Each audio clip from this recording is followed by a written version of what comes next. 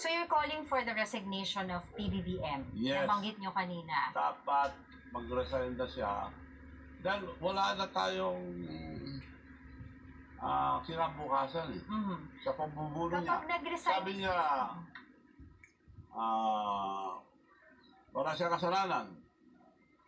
Eh, ang budget, siyang tumitingin, review, tapos ibibigay sa mga kasama niya sa Congress and Senate. Siyempre sinusunod. Kung may binawasan, ibig sabihin, tolerated niya or hindi niya alam.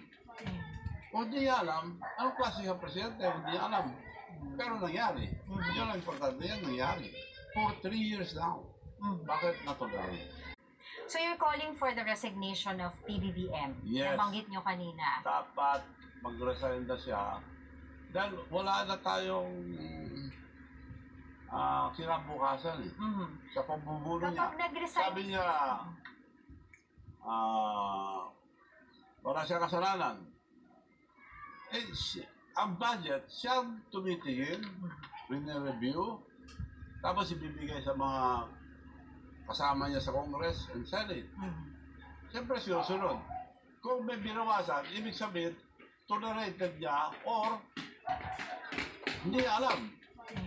Kung hindi niya alam, anong klase ng presidente? Hindi niya alam. Pero nangyari. Yun ang importante yan, nangyari. For 3 years now. Bakit na-tolerate?